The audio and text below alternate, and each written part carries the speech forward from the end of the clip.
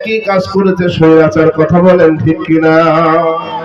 এই বাংলার জমিনেও আলেমদের ধরে জেলখানার ভিতরে দিয়ে পানি বন্ধ করে দেওয়া হয়েছে, ঠিক কিনা বলো?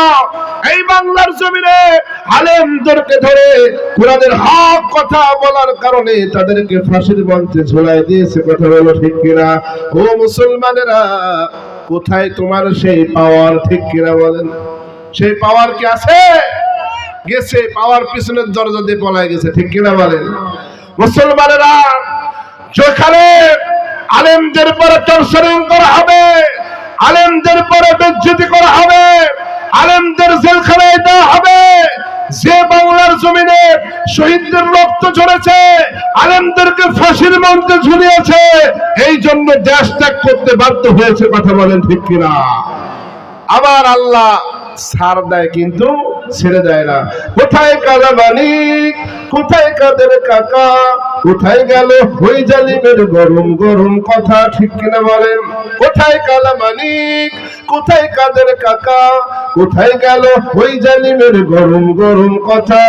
খেলা হবে, খেলা হবে, খেলা হবে, খেলা হবে, খেলা হবে বলে কাকা গেল পালাইয়া, স্বৈরাচার পালাইছে দেশটা ছাড়িয়া, জনগণের মুখের হাসি আসলো ফিরিয়া, কথা বলেন ঠিক কিনা?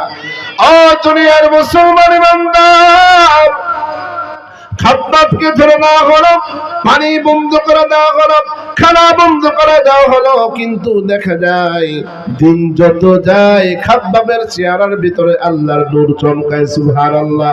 মানুষের খাবার যখন বন্ধ করে দেওয়া হবে চেহারা নষ্ট হয়ে যাবে, ঠিক কিনা? মানুষের খাবার যখন বন্ধ করে দেওয়া হবে শুকায় যাবে, কিন্তু দেখতেছে খাদ্দাবের খাবার বন্ধ করে দিয়েছে, কিন্তু না না, খাদ্দাবের দিন যাচ্ছে চেহারা তত সুন্দর হয়ে যাচ্ছে। এক কাফেরের দল ডাক দিয়ে বলল, এই যে আমরা খাদ্দাবের পানি বন্ধ করে দিয়েছি, খাবার বন্ধ করে দিয়েছি, কিন্তু চেহারা তো সুন্দর কেন? খাদ্দাব কি খায়? একজন পাহারা দিয়ে দেখবা কি খায়, খাবার তো বন্ধ করে দেওয়া হয়েছে। ও দুনিয়ার মুসলমান, যখন রাত 12টা ক্রস হয়ে যায়, জেলখানার ভিতরে ওয়ামিনাল লাইলি ফাতাহাজ্জাত বিহি নাফিলাতাল লাক আসা আইয়াবআসাকা রাব্বুকা মাকামান মাহমুদা, যখন রাত 12টা ক্রস হয়ে যায়, হযরত খাব্বাব রাদিয়াল্লাহু তাআলা আনহু যায় নামাজের মুসাল্লায় দাঁড়ায় যায়, আল্লাহর দরবারে নামাজ পড়ে, নামাজ পড়ে আল্লাহর দরবারে যখন দুই হাত দুইখানা তুলে দেয়, সঙ্গে সঙ্গে আল্লাহ রাব্বুল আলামিন তার জান্নাত থেকে আঙ্গুরের ফুল তার সামনে ধরে ধরে বলুন না সুবহানাল্লাহ। আল্লাহ তাআলা